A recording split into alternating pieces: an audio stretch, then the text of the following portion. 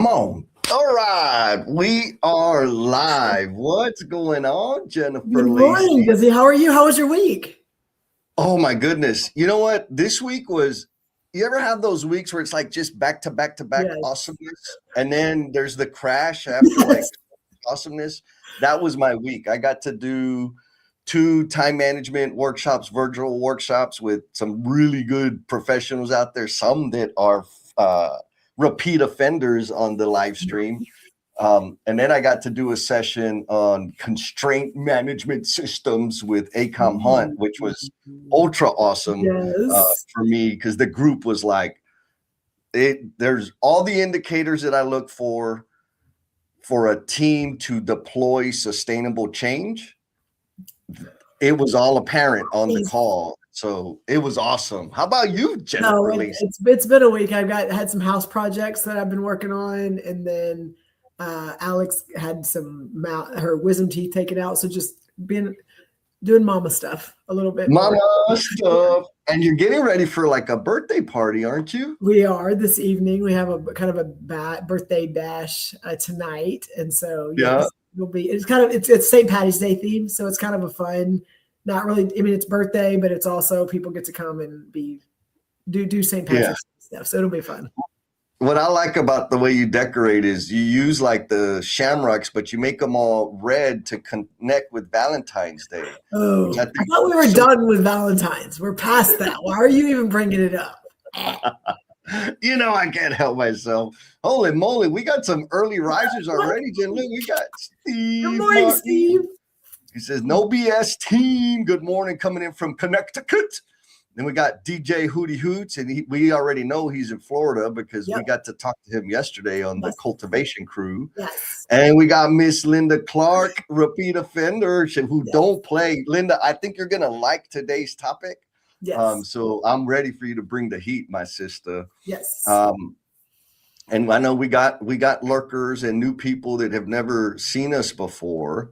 And so this thing, are you actively recruiting or waiting for someone else to fix it? Is that like a cryptic question, Jen? What do you think? Well, one, it came from some of our previous conversations. So just like most of our topics do.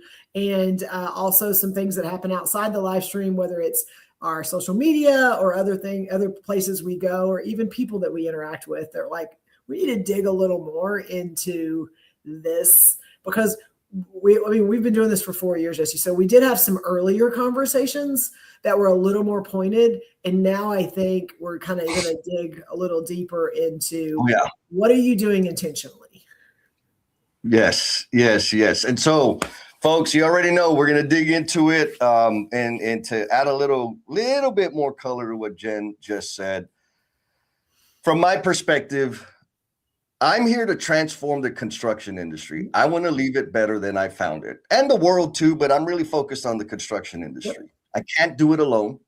And so I need to surround myself, build the team, recruit some ballers to make that happen so that it sticks long term.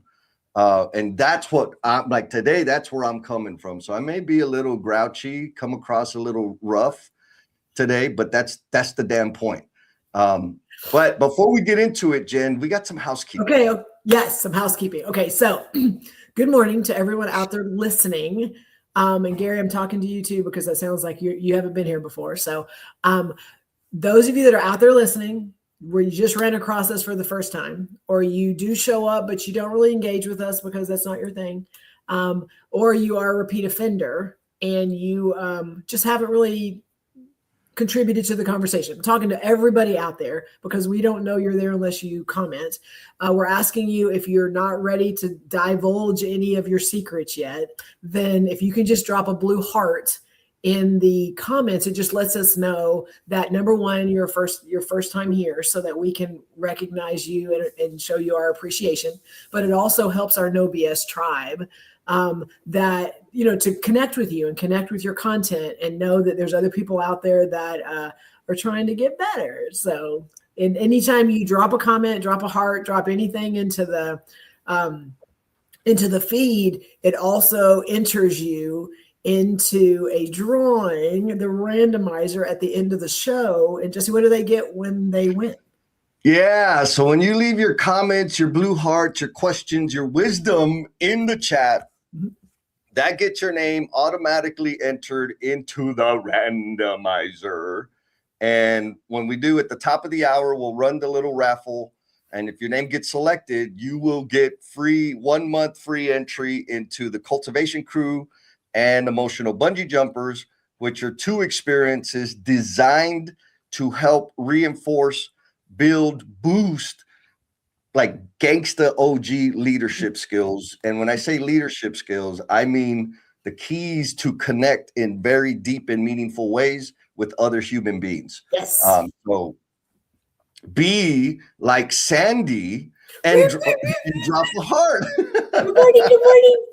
We Good don't even morning, care Sandy. about color heart. Any color heart's fine. It doesn't, right? It don't matter if it's red, blue, or good. Fantastic. Thank you, Sandy. Folks, y'all already know that means Sandy's down to connect. Hit them up on the LinkedIn if you're on the LinkedIn.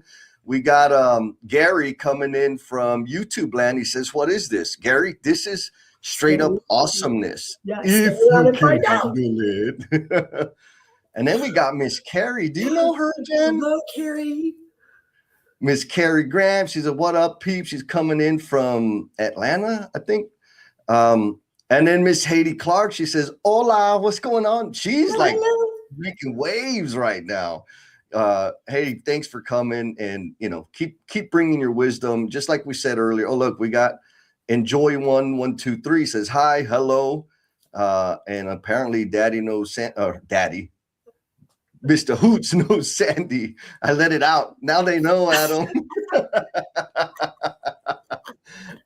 So keep them coming, folks. Again, if you don't know, the meat, the super deep value of these conversations is really based on the contribution of the No BS tribe. So again, your questions, your insights, etc., are what make this thing keep going. And so we got more comments. Okay, we're gonna do some more comments and then we're gonna jump into it. Okay. So Christopher Moody, what's up? He said, it's been a while for me, but I am a pay it forward person and happy to share anything about talent acquisition you might like to know. Okay, good. We're gonna have a little spin on it, but Chris, I'm pretty sure it'll click with you. Yes. And oh, look, we got Enjoy says, where are we from? Well, I'm from San Antonio, Texas. That's where I'm from. And some people say I'm from outer space. And Jen, you said what? Dallas. Jen is in Dallas, Texas. And we are in the Omniverse currently. So I'm just going to throw the first question up there. Do it. All right. Question number 1. What is one quality you look for in prospects? Now, Jen, some people might be thinking like when they're hiring people to work at is that what we're talking about? Yeah, like the recruitment for a new hire. I mean, you can put that in your head, but that is not specifically what we are speaking to. And so a little context, Jesse introduced this kind of thought process early on in an earlier show, and then we've kind of, we evolved into the conversations around it. But for him, he kind of has a board of directors or kind of a council that he has handpicked that is kind of his own personal board of directors or his own personal council that he has chosen to be the people that help direct him, help give him feedback, help challenge him, he's done that intentionally so that he knows, am I on the right path? Am I not on the right path? But it's not just the people that you want to pick because they're going to answer things the way you want them answered. They're not just people that are like, they make me feel good and they make me feel like I'm doing that's not what we're talking about. And you may have those people around you, and that's fine because we all like to feel good every once in a while. But we are talking about that hand-selected group. And I know for me, it's never more than 5. People can come and go, but it's usually around 5 that you call when you got something in your head and you're trying to get it worked out, or you call to run something by them, or they're around you enough to where they can call you out. They can challenge you. They can give you feedback that sometimes doesn't feel so good. And so who are those people? And if you don't have them, or if you do, but you kind of had to hand select them, what is the quality? That's where this question comes from, that you in your mind go, they have to be this, or they have to have this for them to even be considered, to even make it to the second interview, whatever that is. What is that quality? I like that. And I'm going to add, like, the words I use is my advisory council. There you go. Right? Yes. Personal advisory council. Mm-hmm. And what's I think helpful to me, I know, is the criteria or the quality I look for in people that are going to be in that really inner circle that I'm going to, leverage, is also the criteria I use for the broader team that I need to build to transform the universe. And like you said, I'm not, or maybe you touched on this, but I want to point out, like, I'm not talking about the co-conspirators, the accomplices that are going to tell me what I want to hear when I get dumped and say, oh, it's her loss, you're so good and she doesn't know what she had. No. That's not helpful for me to grow and develop and become the promise I'm intended to be. Yep. That kind of person, it feels good. So I'll let them in every now and then for a little bit of time, but that kind of support keeps me stuck. Mm-hmm. I'm looking for people that are going to help me say, okay, let's status check. How we doing? What the hell are we going to do to continue moving the ball forward? That is kind of the overarching, we'll say, demographic that I'm looking for. Does that sound fun, Jen? Yes, it absolutely does. Do you have a quality? I mean, I know you said, you kind of talked through not accomplices, not as Linda puts, the ass kicking squad versus the cheerleader squad. Like, Linda straight up said it. Yes. And they're usually not. Sometimes there's some carryover, right? But you have a couple that that are right there leading and pushing and challenging you, but also are your biggest fans and will just make you feel valued. But every once in a while, you got people that are in different groups. And so do you have a quality that you look for? Me? Absolutely. The number one quality that will catch my attention, that is like a prerequisite, and also the thing that it's a term of employment, right? Like if you stop doing it, you're off the team, is action. Like, I like to keep it simple because I know a lot of people and I know a lot of really freaking smart people, but not all of them take action. They spend a lot of time pontificating and debating and deliberating and, sharing opinions and ideas. And there's value there. But in terms of like my inner circle, my advisory council, the number one thing is action. What is the distance between idea and action? The ones that have a nice short distance, those are my type of people, because I know they are not scared of learning by taking action and maybe fumbling and tripping and getting sideways on some things. And because they learn quicker through iteration, I get to source that knowledge, that insight, and there's just a big, deep pool of that. So that's my number one, Jen. How about you? Well, it's funny because I thought through this question and my default, I went, oh, they have to be kind. But then I was like, oh, wait a minute, Jennifer, because I have to deal with some grumpy people. I have to deal with people that sometimes are not they're not having the great day. They see me coming and they're like, oh, great, it's Jennifer today. So then I was like, okay, so they I wouldn't label them as kind because just of their personality and things like that. So I'm like, okay, Jennifer, go deeper. What is it? It is they authentically care. And so they can be challenging me. They can not even agree with me.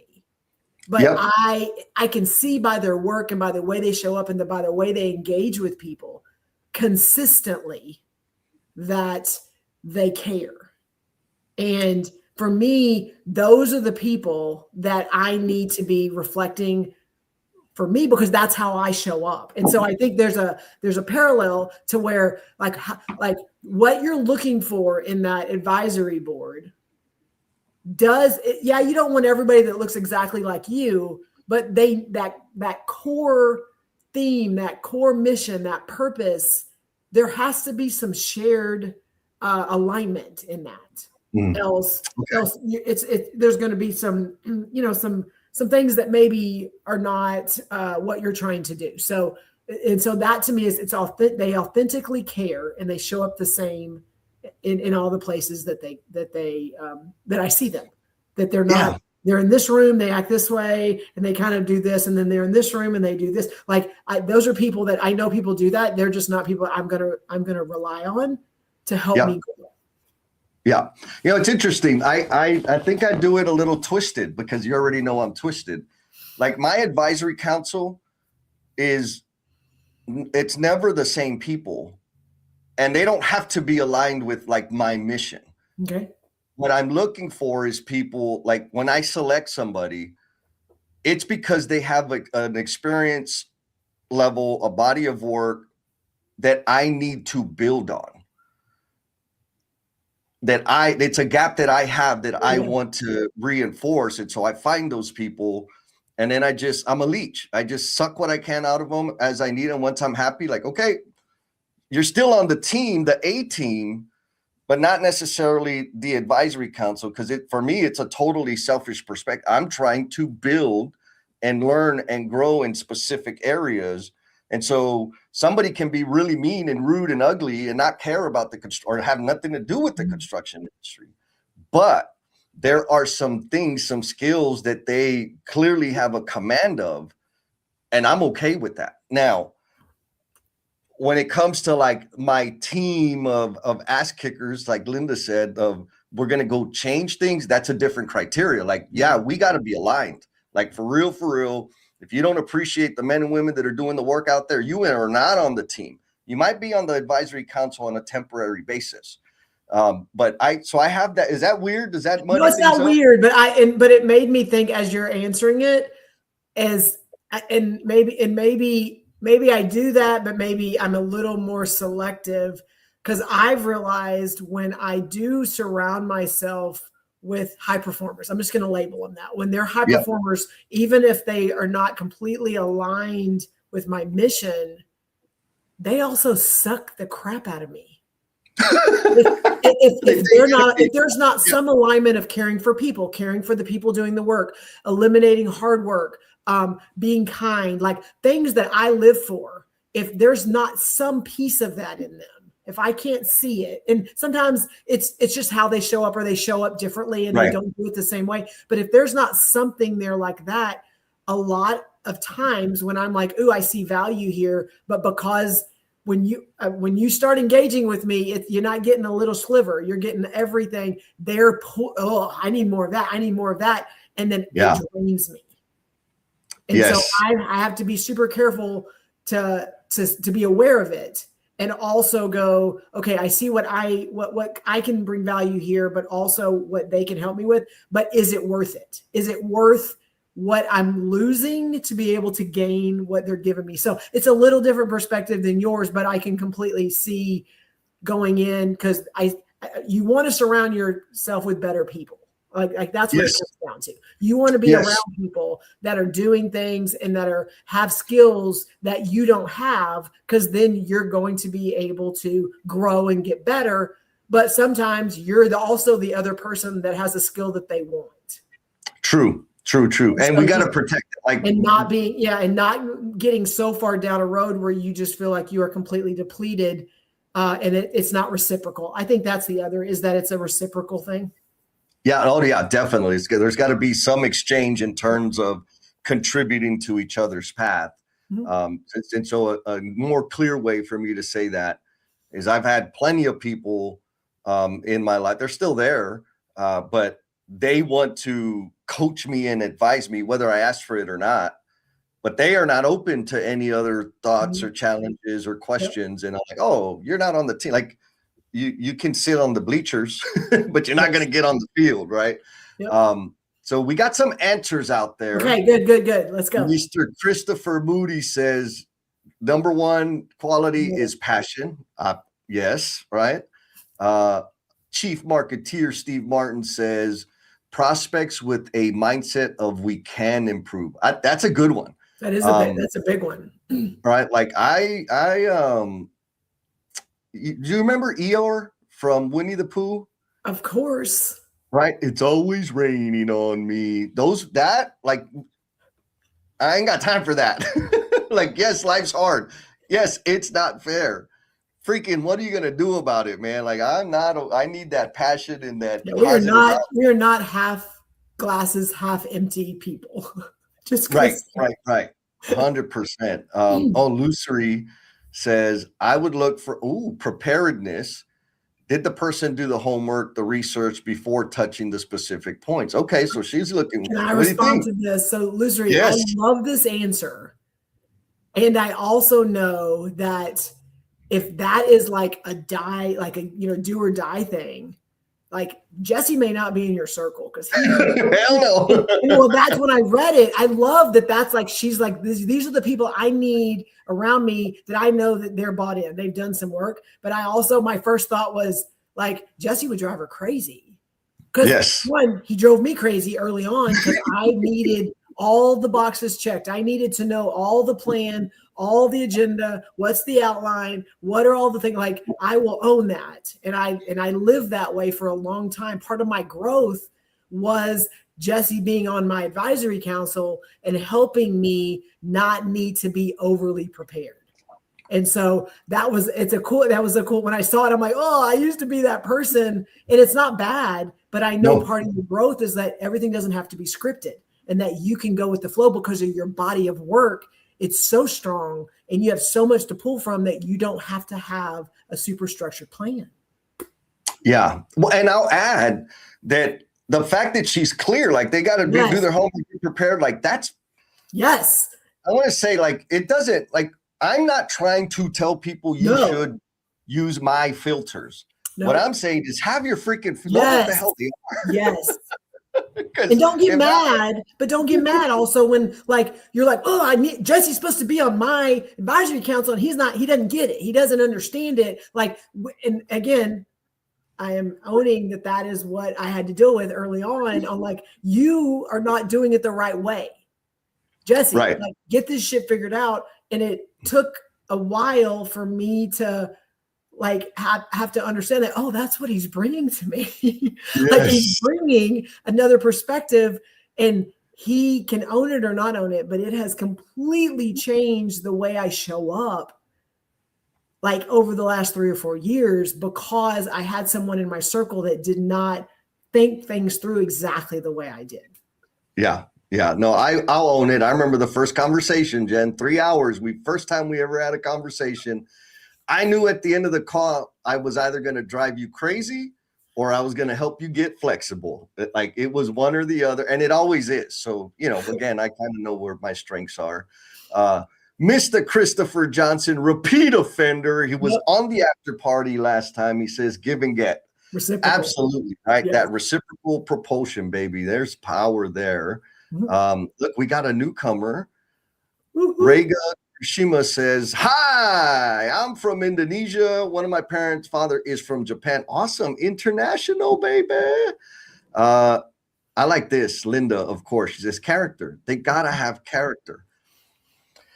I think this probably has to go on my list because I never considered it. Or maybe, I never like thought about it. But like if people are vanilla and plain it, like saying the right things so that they don't cause any friction, like I never thought about it before, but that's almost an immediate disqualifier for me. Like, but his character, I want to ask Linda, character to me also is like, it can be like you're a character like Jesse, but it also could be like character, like just the way you show up and the way that you represent, that you have a little bit of like, you're owning some things and that you're not just loosey-goosey with stuff. So I want to challenge like what specifically when she looks at people, do they have to be Jesse's or do they need to be just someone that has an internal compass?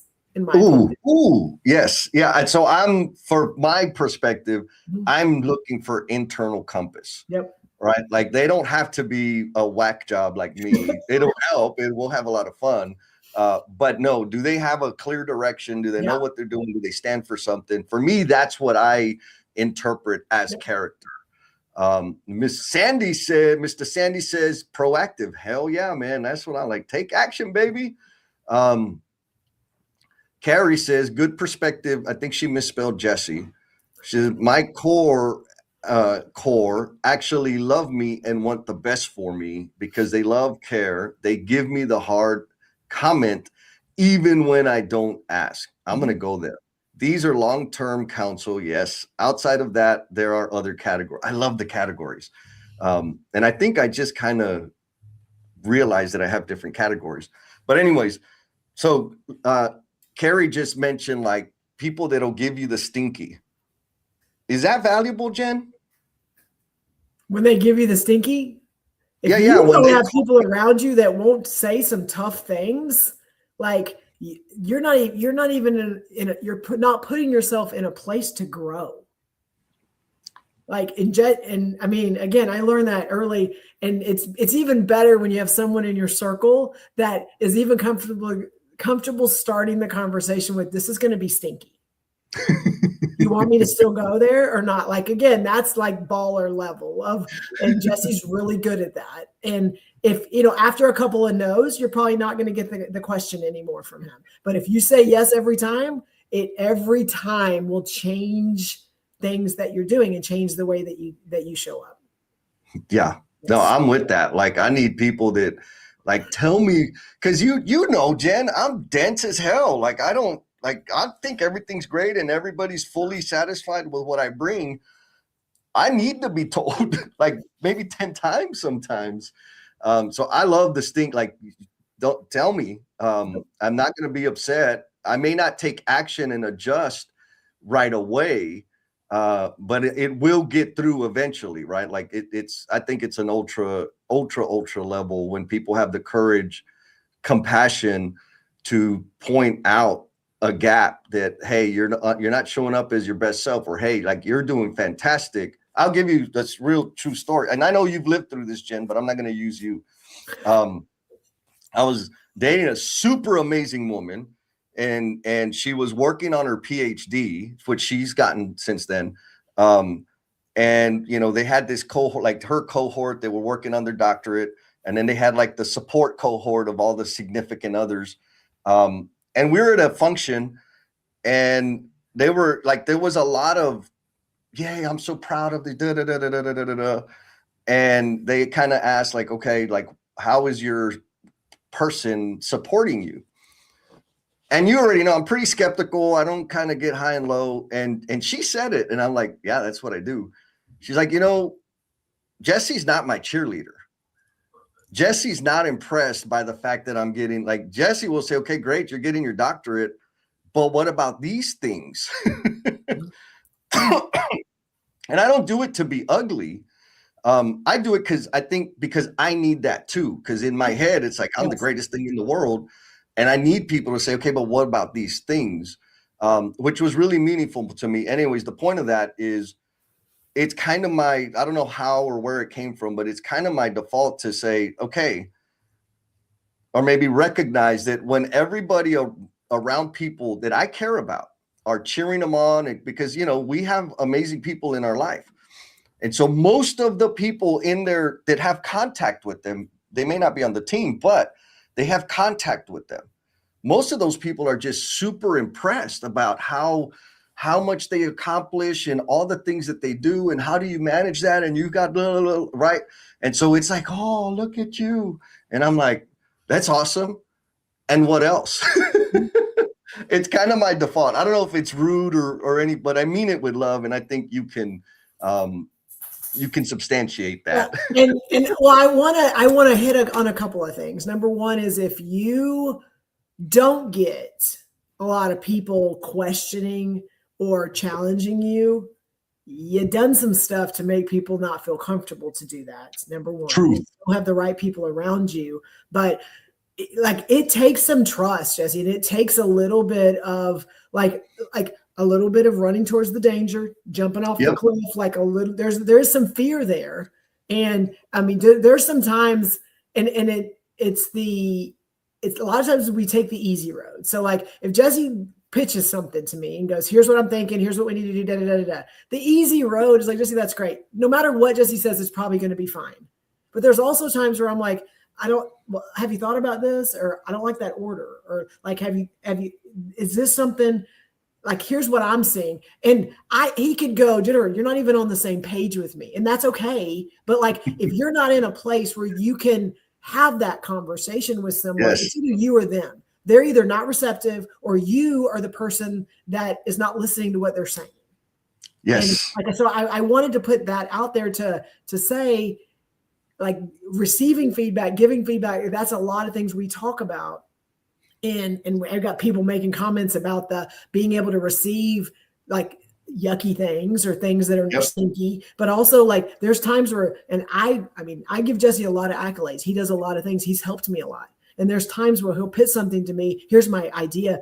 And it is a good idea and it'll probably change the world. But my brain, because I'm in his council, starts picking apart a lot of some other things. And I'm like, oh, Jesse, but what about this? He's not going, well, screw you. I'm not going to ask you anything anymore. Like there's value in the people that you choose to be around you because he knows my analytical brain will start picking things apart that maybe he didn't think about because he is a little sometimes.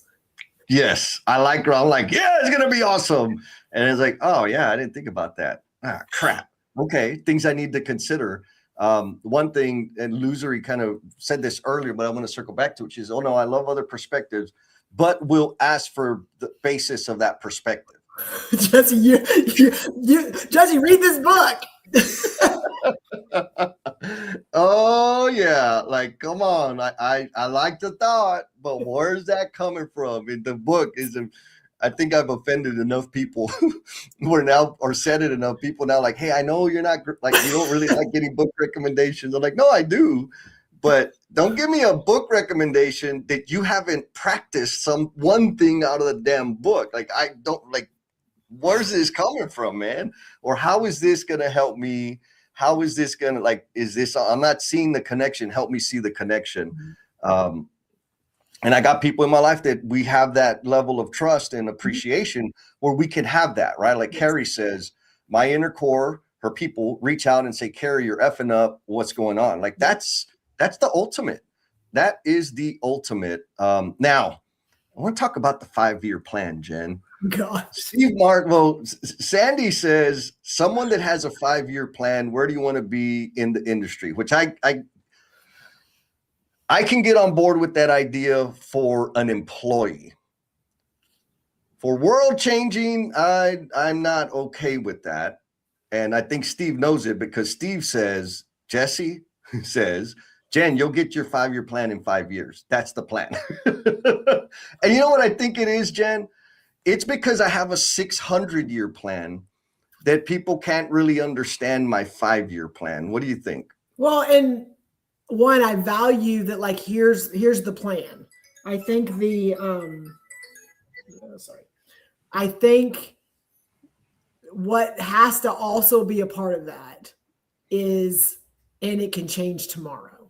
Right? Yes. Like if you have, like, again, we've been doing this for 4 years, Jesse. And if 4.5 or 5 years ago, when we were like 5 years, because that's Lean in Love, that's the live streams. Like if we sat out 5 years ago and said, here's the 5-year plan based on what was even in our thoughts, and like it was literally a 4-month plan.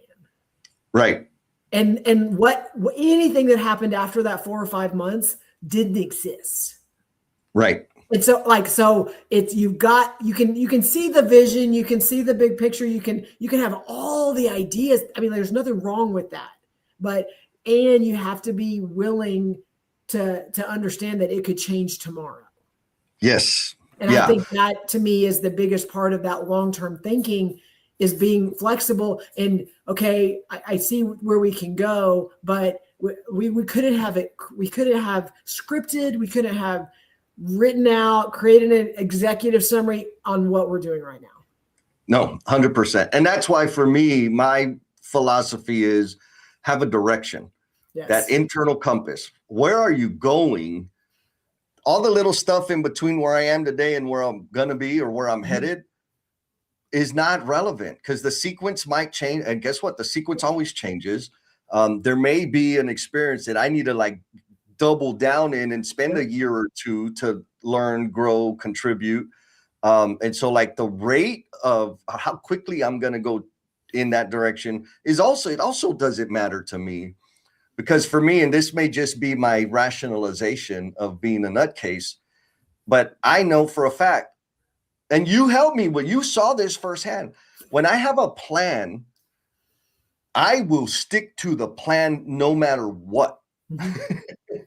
And some people have seen it. If I'm facilitating a call and we have time elements built into the call, I don't care how emotional and how real things are getting. If the next subject's supposed to start at 2:03, you bet your ass I'm gonna cut everybody off and go to 2:03. And I get like this rigidity kind of clicks on. Back to the example, you know this, my whole plan back before I started my business, like I'm gonna build my house and then start my business and eventually buy a new house. And the building of the house was going to take, like, it was dragging. It was a lot of work. It was a big pain in the butt. And you were like, Jesse, wouldn't it be easier just to buy a house and then build the house later? And I'm like, well, no, because, and you're like, why? I was like, because that's not the plan. Like, for real, my thinking was like, no, that's not the plan.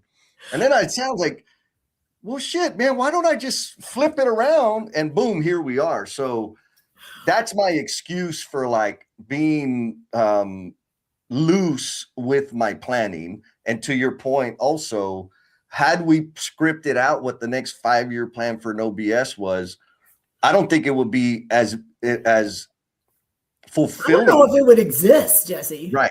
I agree. So, but there is value to it. So we got some good stuff coming in from the comments. Sandy says, I agree tenfold. Miss Maria, what's up, Maria, my sister? Time is a social construct. We've collectively agreed to mostly.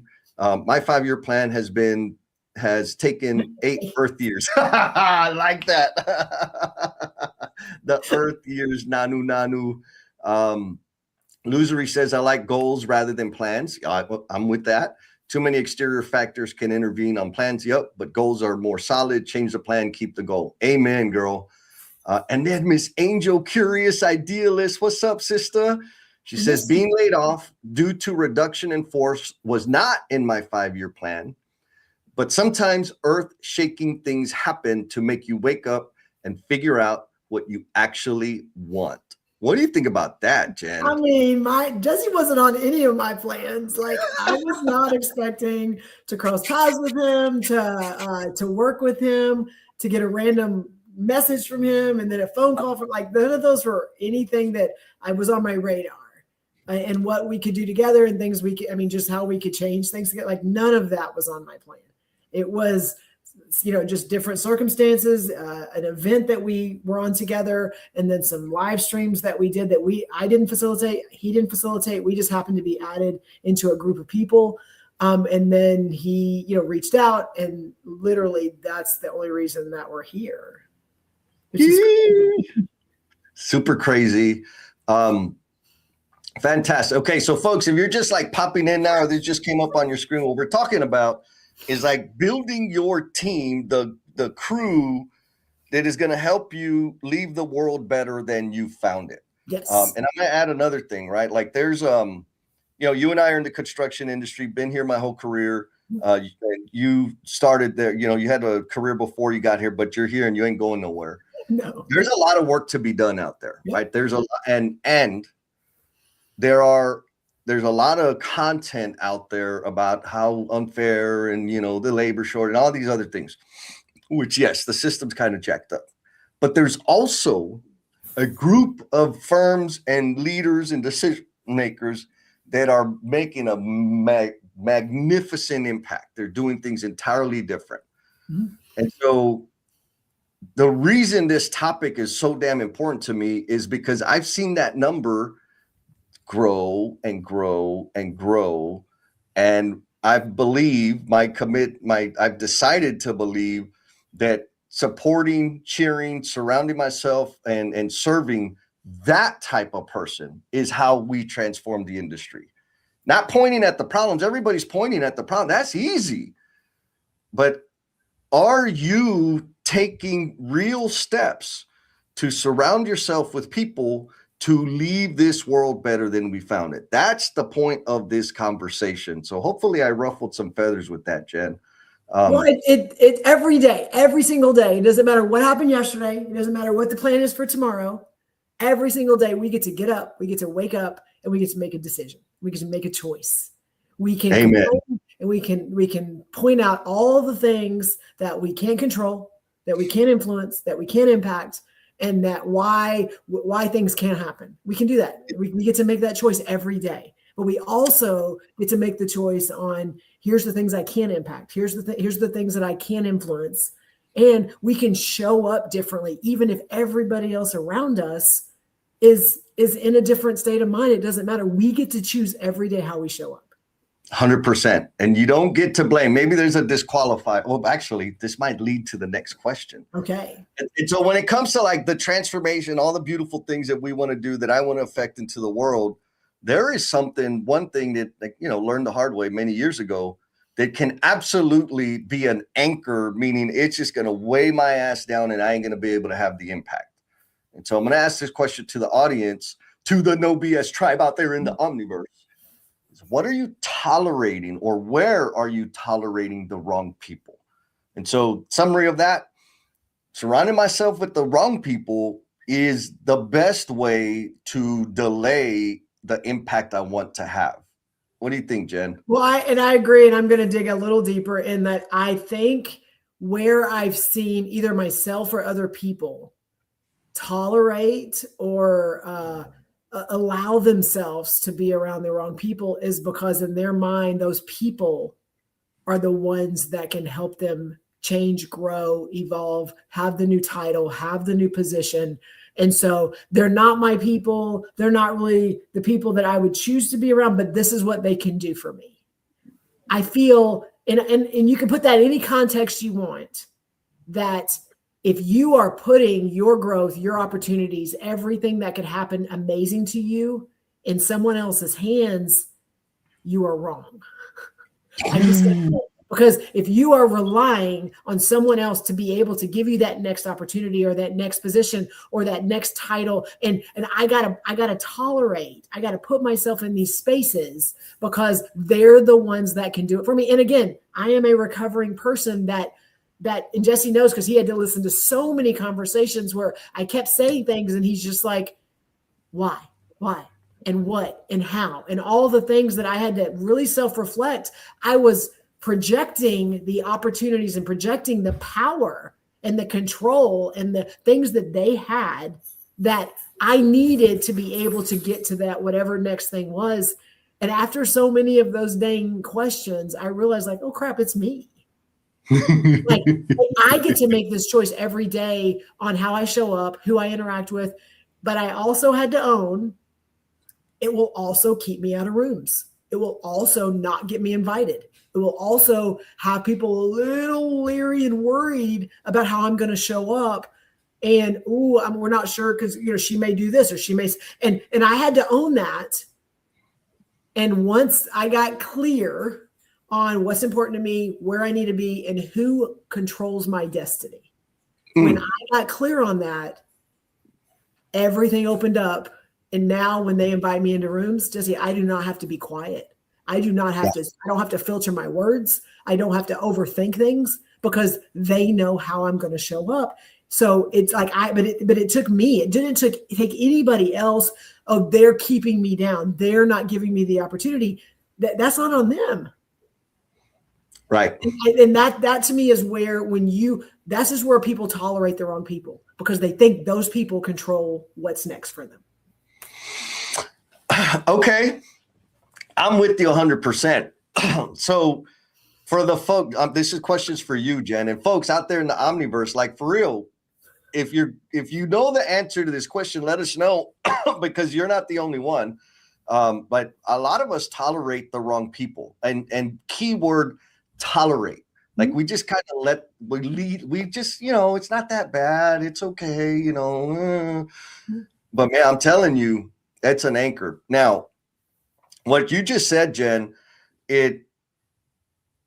that doesn't happen. Like the clarification of getting invited into other rooms and the right people being attracted to you. That's what I'm hearing you're talking about, like how attracting those people. What did you have to change in yourself to create the conditions to attract the right people?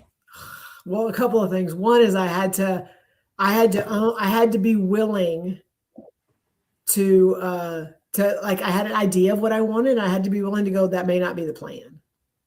And that to me was hard because, again, I kind of had my idea of what I thought I wanted or what I thought I needed, but I had to be willing to go, and if that doesn't work out, guess what? We'll figure it out.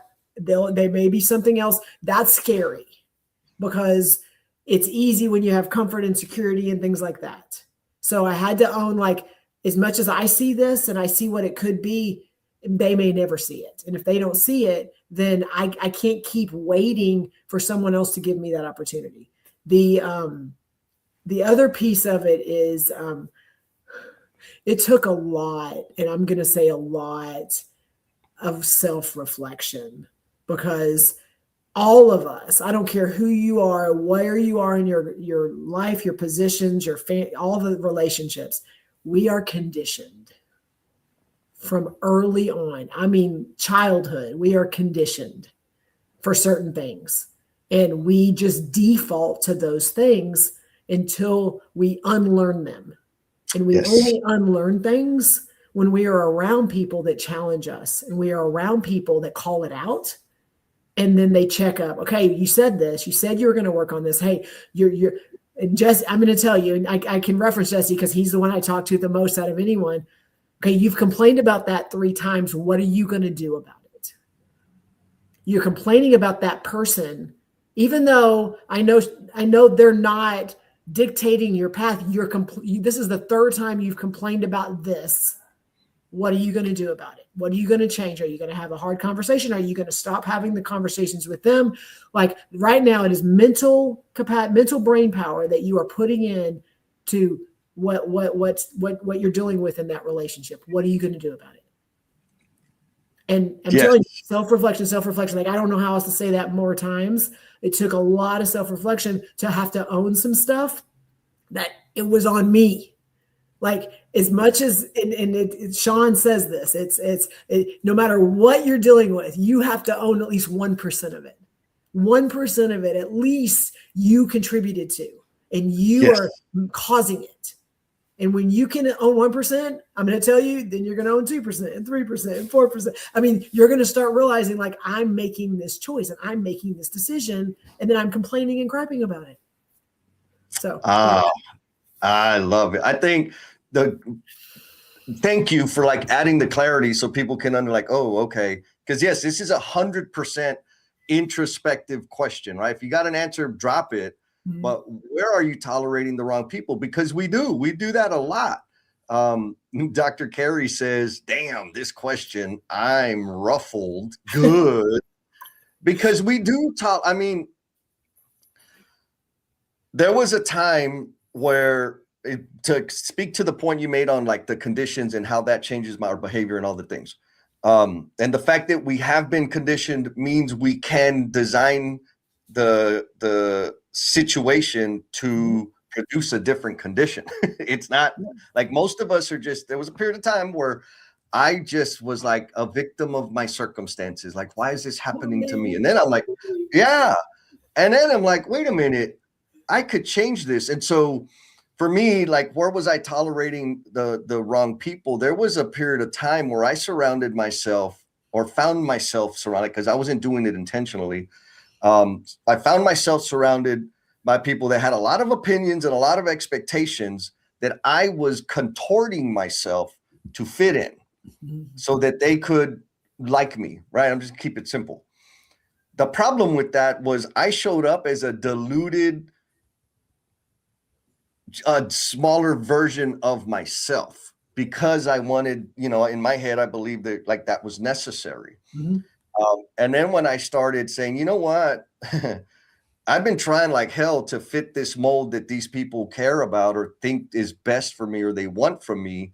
and this sucks. Mm-hmm. I'm just going to be as much of me as I possibly can. Mm-hmm. All of a sudden, those people with all the opinions and expectations, they were disappointed. Your potential. I'm like, okay, fine, but you're not contributing anything over here Mm-hmm. except for your judgment. Yep. And you don't get a vote anymore. Say it again, Jesse. You're not contributing anything except for your judgment. Yep. And so it was that, like, you get to judge me when you offer me a pathway forward. Mm-hmm. Because I need to understand, okay, like, obviously I don't know how to do that. What's the pathway? And then I get to discern whether that is in alignment with what I actually want or not. You don't just get to judge me, right? Like, I mean, you do, but it don't mean nothing to me anymore. And so it was that, right? Like, there was a period of time we got some good answers. Miss Heather Ormond Leach, she says we tolerate it with family. And I'm going to say, not we, Heather, because I don't. Right? Like, I know there's an argument out there about, or some mistrust about people that say the company's a family, and they're like, no, they're not, because you would be compassionate with your family. No, I won't. I won't. Like, I've learned that there's got to be some distance between people, the energy vampires that aren't contributing, that have opinions and etc. I know it's coming from a place of love, but it is not contributing to my path. So you are suspended, right? I'm writing you up, 3-day suspension, conform. If you don't conform, I'm putting you on a PIP. And at the end of that PIP, partner, like performance plan, you may be let go. Anyway, well, that's me. I like that, and you don't have it highlighted yet, but Lucery makes a point, and we can bring it up in a minute. But sometimes you tolerate people because other people have to learn, and so Yes. and in her context is with kids, and like Yep. I have teenage daughters, and there's things that I see that I'm like, oh, I see where this is going, and I have to, as a parent, tolerate some things because I need my kids to learn it instead of being the savior, and instead of being the one that comes in and lays down the law. Like, and this, it's easier when I say it in the kids' side, but there's times where we're like, they're going to have to figure it out, and this is going to Yes. suck. Yeah. No, I love that. Lucery says, right, sometimes I tolerate my kids' friends for not real friends, for the sole purpose of them to learn to surround themselves with the right ones. And I totally get that. But I just want to bring some clarity. Who do you tolerate? Yes. In your circle, Yep. right?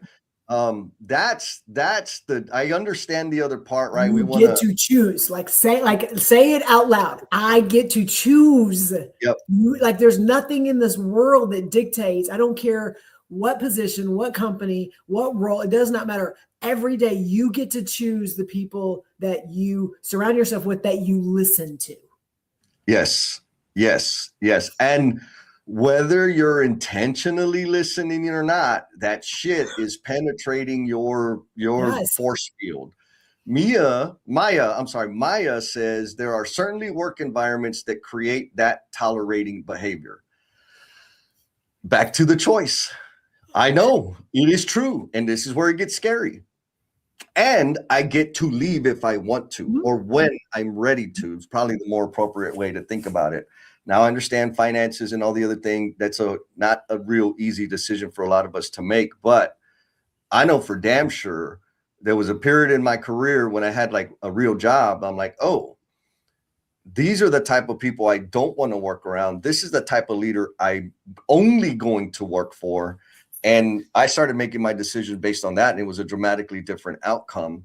And it helped me operate from a perspective of like, this is the minimum expectation that I will allow in terms of like my experience with that team or whatever, with the job. And when I don't get it, it's up to me to fix it or freaking change the environment, leave, right?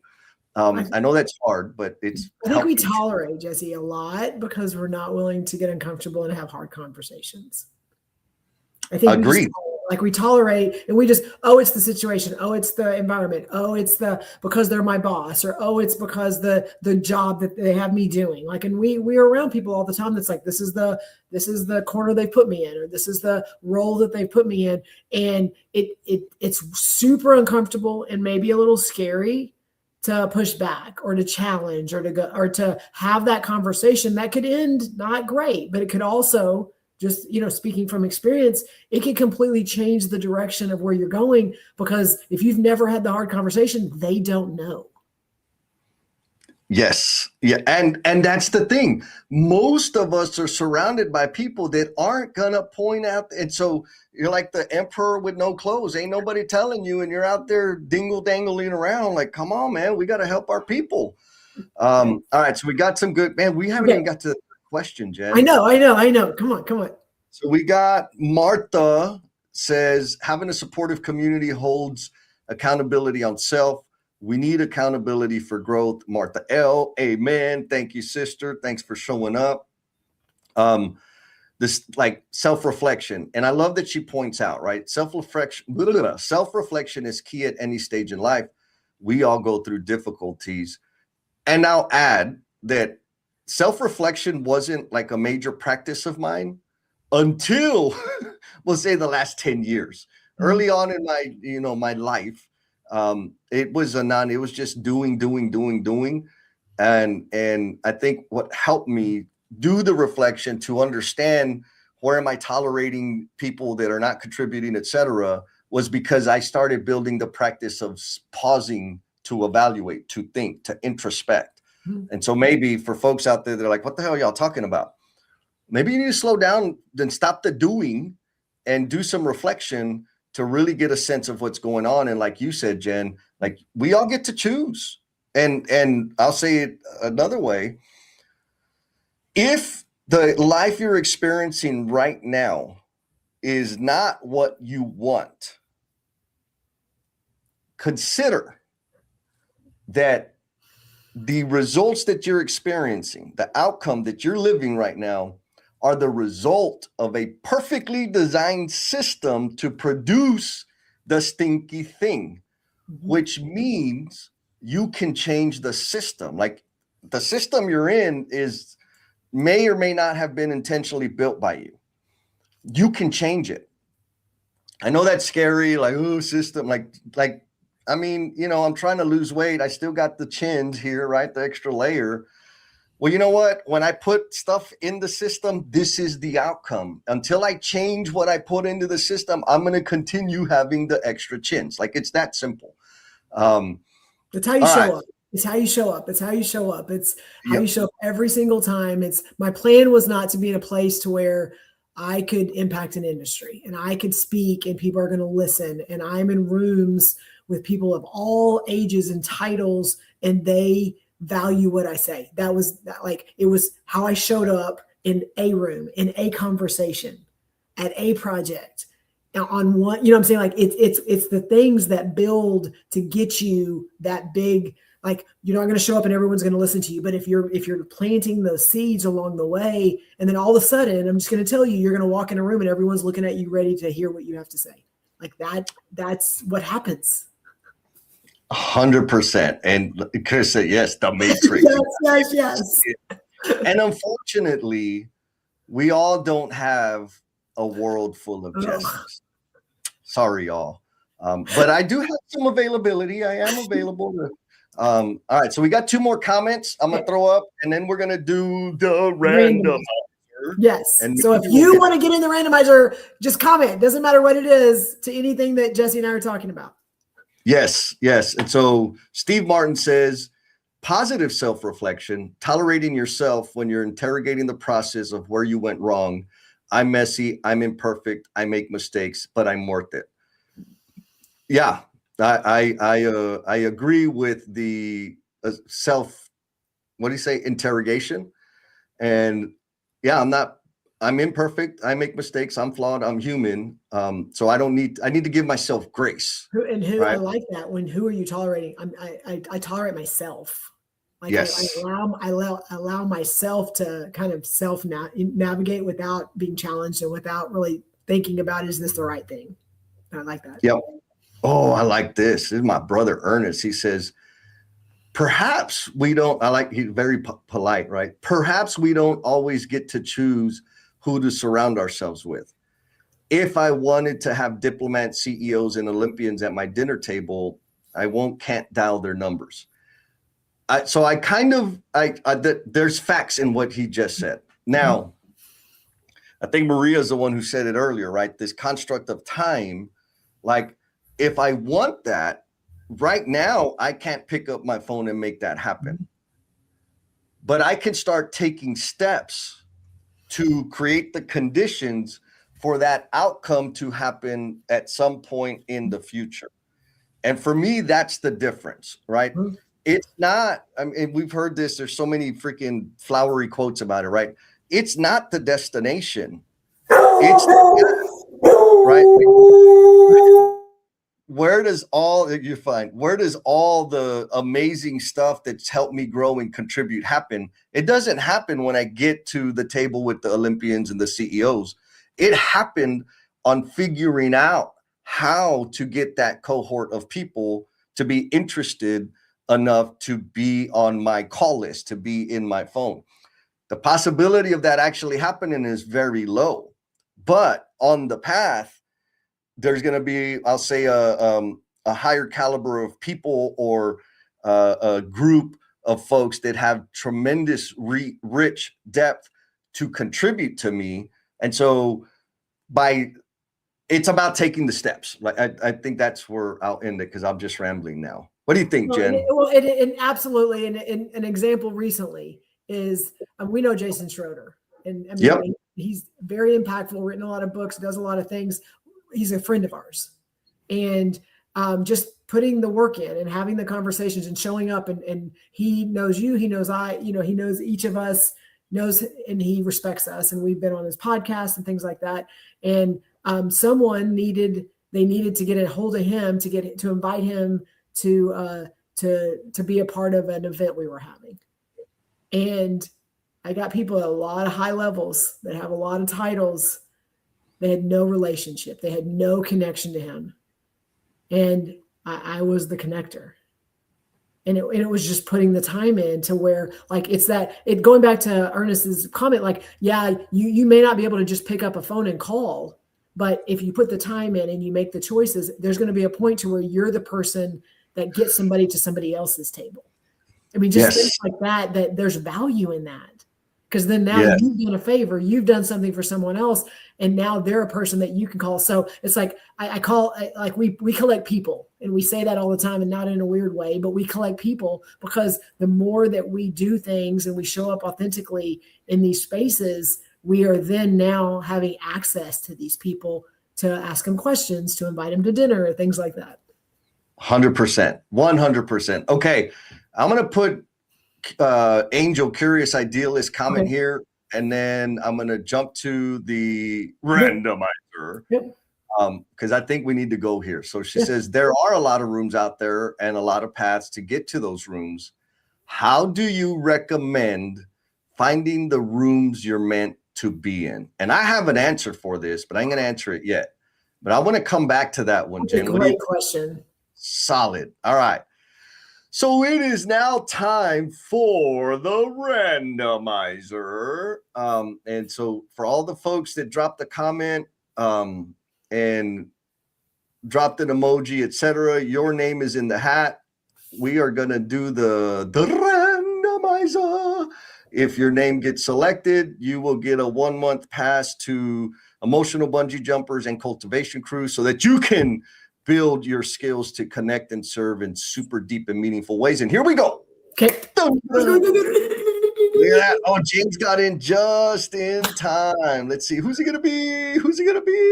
Oh. I think you need to redo it. I think we're going to do that again. We're going to do another one. Adam Hoots is already a part of the crew, a part of that experience, has been a major contributor to it. For a long time now. So we're drawing again. One more again. Let's see. I like the way it just shows everybody's pictures and stuff. I think that's awesome. Who is it? Yeah. Maria Martin. Okay, Maria.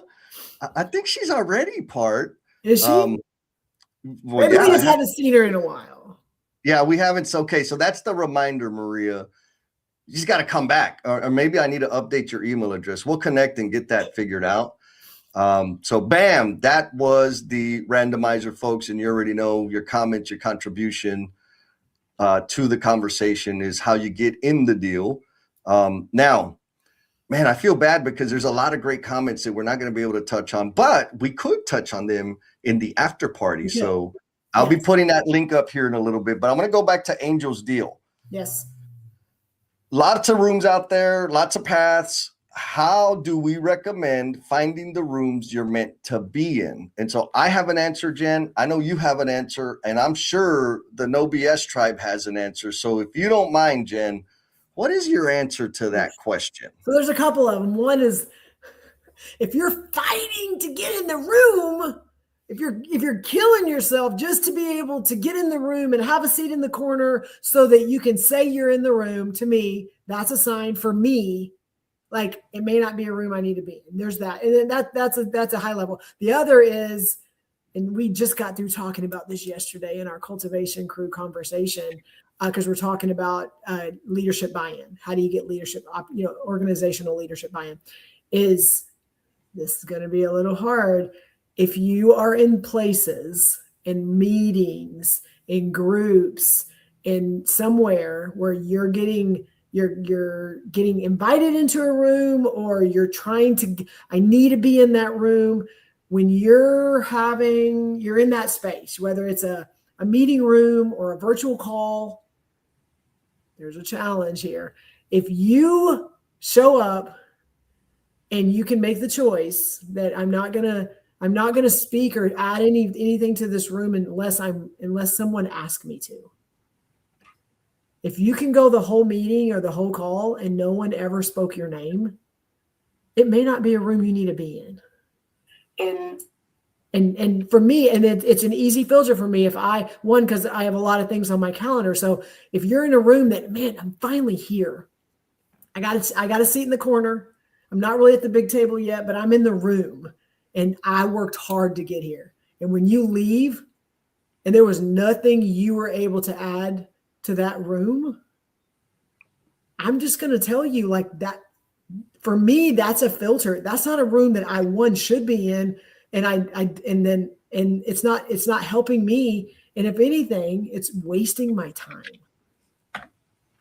So those are, again, high level, but those are filters for me. I'm in a little different place in my career, but I cannot fight to be in a room. If I'm fighting to be in a room, it's wasting my time.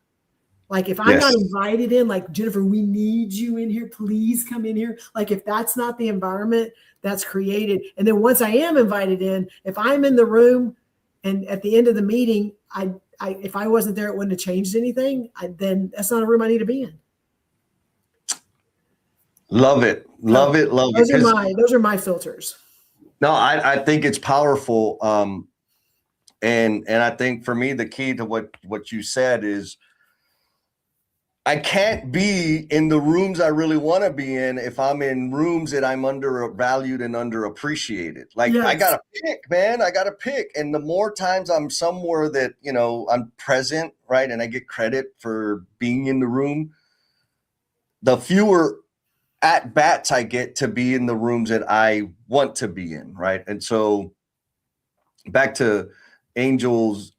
Oh, where did I think she's like, what if, because of her situation, I'm still trying to figure out what rooms that I'm going to tell you, just start going in rooms and seeing how it feels and what feels right and what doesn't feel right. That will get you closer to being like, here's the criteria.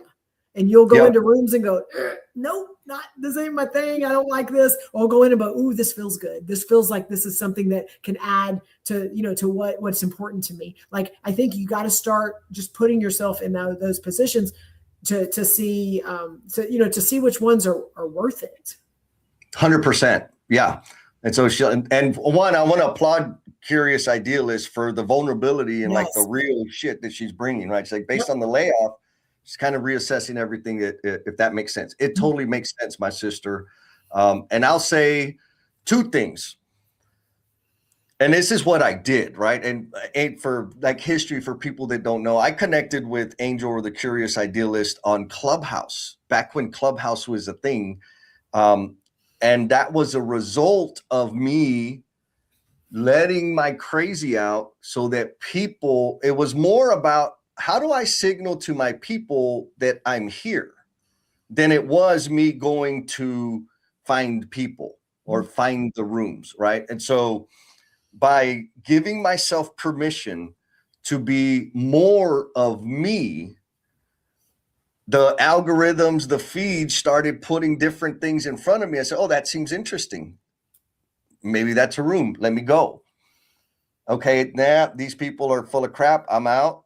Oh, wait, these people are real. There's some substance here. Let me spend some more time here. And so, like you said, a lot of it was like, let's just taste test everything. And then it started getting clear, like, okay, I like this. I don't like this. I like more of this. Let me do more of this. And eventually I was able to like get super clear. And it took a while of like, okay, these are the types of folks, the energy, whatever, that I thrive in, that help me and that I can contribute to. But it started with me letting people, like letting the omniverse know that I'm here. Right. And so what that does, like the key was being as much of me as I possibly could. Right. So there's some comfort level and all that. And the more I spoke the way I like to speak, and the more I created posts with freaking grammar errors, because I don't care about that, it helped people decide for me. Like I didn't have to, like they end up doing a lot of the filtering for me because they're like, oh yeah, that guy's a clown. We don't want him. Or like, oh, Jesse's real. Like all the things that people have said to me. I'm like, yes, okay, good. So this is where I need to go. And so it's kind of like, okay, I don't know. Let's just go. Do I like Chinese food, Mexican food, Italian food? Like, I don't know. Let me go to the different restaurants. Oh, I really, really like Italian food. Okay, let me find more Italian restaurants. And then I get to say, okay, comparatively speaking, within this style of food, I really like these specific things. And so I was able to like scope down and get clearer about what rooms I wanted to be in and what type of people. But the key was for me being more vulnerable and sharing more of myself out there, because that signaled to people that are in those rooms that, hey, that dummy might be a good fit for our room. Now, over the years, it's become a different, like it's kind of flipped. Now I'm like, I'm not necessarily, I know exactly what I'm looking for most of the time. And I just pick. And another thing that like for real, that I know to be true, or maybe I just haven't figured out another way. There are some rooms that I really want to be in, and the only way to get in is to pay money. And I'm okay with that. And that has been transformative. In some cases. At the same time, when I started deciding I'm going to put some money into this, not just, show up for free stuff, there were a lot of them that I'm like, oh, this sucks. Like I paid for this. This is bullshit. But that was part of the path for me to figure out what are the signals, what are the indicators where it would be a good financial investment for me to put time to be in the room with these types of people. It's a learning thing. But again, it all started from me giving myself permission to be more of me. And that signaled to the omniverse, hey, if you're looking for this flavor of crazy, I got it. Let me know and let's connect. What do you think about that, Jen? Yes, Jesse. And so I love that. And I think she gives value that this room is a room that she loves to be in. And maybe, Jesse, this could be possibly a follow-up topic for a live stream on how do you choose the rooms you want or need to be in. I feel like we've touched on that a little bit here as we've wrapped up today. So anyway, we'll see. Watch out. Love it. Oh, look, Martha says, beautifully said, help others. Introductions are needed. No gatekeeping. Amen, sister. Like for real, that's what we're about. Like, come on, play. You get to decide if you don't want to go. And, I'll let you know if you were out of form in an effective way.